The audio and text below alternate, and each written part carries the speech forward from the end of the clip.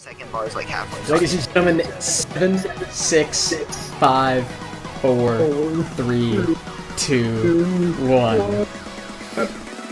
It's still locked. Let's go!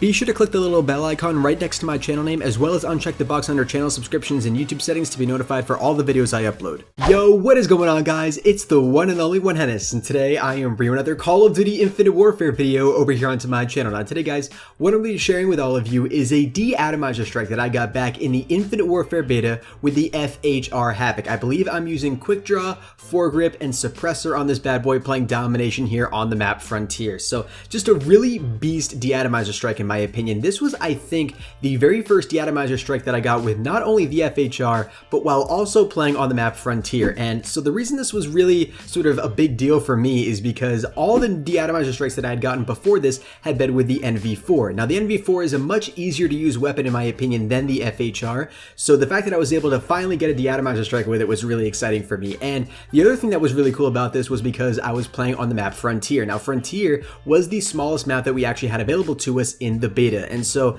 I found myself being able to get really close to getting DE-ATOMIZER strikes here on this map, but just not being able to achieve it, just because I would always find myself being put in the situation where I would round a corner and there'd be way too many enemies for me to take out all at once, and then I would obviously suffer the consequences of dying. So it was really cool when I was finally able to get this DE-ATOMIZER strike. So hopefully you guys will go ahead and enjoy today's gameplay. If you guys do, a like rating would be very much appreciated. Let's go ahead and see if we can shoot for 100 likes on this video, guys. If we could hit that, that would be awesome. And make sure you guys also go ahead and subscribe to my channel if you guys are new. I love bringing you guys gameplays like this, and I'm sure I'll be able to get a ton more DE-ATOMIZER strikes when I'm actually able to get a DE-ATOMIZER strike variant out of a supply drop, or when I finally grind this game enough to get enough salvage in order to actually unlock a weapon that gives me the weapon proficiency that has the nuclear on it. So with that said, guys, let's go ahead and jump right on here into today's video. So I'm actually going to quickly go over the class setup that I was actually using here for this gameplay. I'll have it up on screen here right now for you guys to actually go ahead and check out. Like I said, I was using the FHR-HAVOC, and I had Foregrip, Quick Draw, and Suppressor on it. Now these are three really important attachments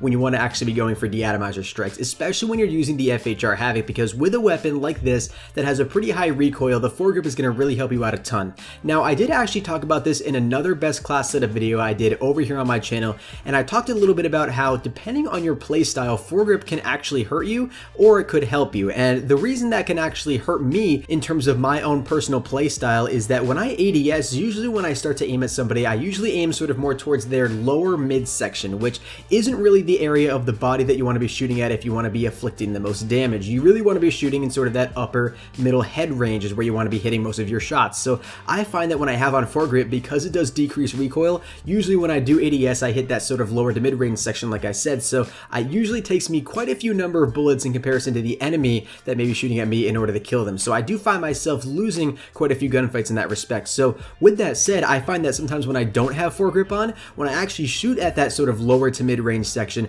not having Foregrip on and the automatic recoil with the weapon actually helps me to drag my shot up and hit some of those upper body shots. But it does also help the Foregrip attachment in the sense of when you have a weapon that has a little bit more of a side-to-side lateral recoil and not so much of a vertical recoil. So it kind of all depends on your play style, what you're comfortable with, and you can go ahead and adapt this class setup to obviously whatever you want here for this gameplay and for this video. So the other attachment that I'm running here is Quick Draw. Now Quick Draw, although you don't necessarily need it on SMGs because the ADS speed on SMGs is generally pretty good, I find that having it on weapons really helps me out a ton, especially when I was really nervous about getting this gameplay. Like I said, on Frontier with an SMG, it was my very first one. Having on Quick Draw just really gave me that reassurance that I would be able to get the first shots off on the enemies that I would engage in gunfights with. And then having Suppressor is pretty much hands down the most important attachment you can have on your weapon when going for DE-ATOMIZER strikes, because you're going to want to be staying off the minimap. And especially when you're playing on a map like Frontier that's so incredibly small, you really don't want to give the enemy any advantage to knowing where you are, especially considering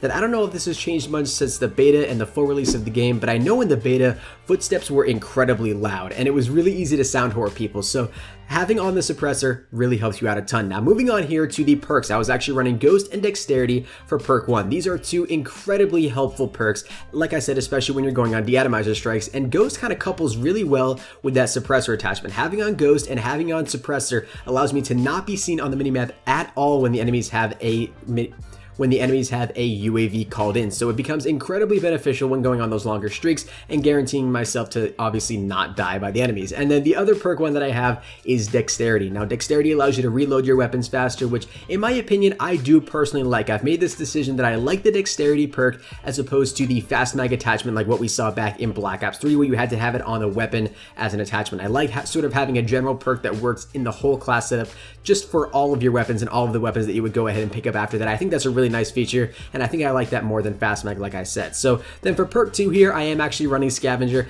This is a necessity, and this was something that I was really looking forward to actually dropping in the actual beta. When they actually increased the level cap and we were actually able to get Scavenger, I got so happy because a huge part of why I was dying, especially using the FHR-HAVOC going on these DE-ATOMIZER strikes prior to Scavenger actually being released to us, was because I was running out of ammo. And because the weapon shoots so quickly and it has so little ammo in its magazine because it is an SMG, I really only found myself being able to get like 5 or 10 kills before I would run out of ammo, have to pick up another weapon, and then that weapon most likely wouldn't have the weapon proficiency for the DE-ATOMIZER strike on it either, so I wouldn't be able to continue to go on my streak, and then I'd probably die and get all sad and I'd be depressed. But having on the Scavenger perk, like I said, really does help out a lot, so it obviously counters all those things like I was talking about earlier. And then for the very last perk I'm going ahead and using here is Gung Ho. This is a perk that I preached all throughout the class setups that I released to you guys the other day. The Gung Ho perk allows you to, I believe, fire your weapon, reload your weapon, call in score streaks, and throw equipment all while sprinting. This is huge. It's definitely better than the Gung Ho perk we saw back in BO3, and I would dare to say better than any Gung Ho variation perk that we've seen in any other Call of Duty prior to this. But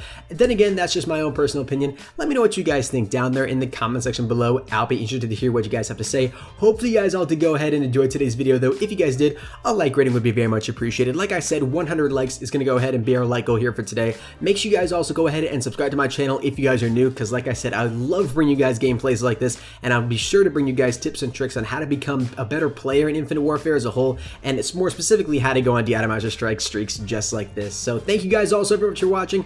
Comment down below hashtag FHR if you watch up to this point in the video. And anyways guys, thank you all so very much for watching, and I will see you guys in the next one. Until next time everybody, keep gaming, and as always, stay cool. Adios.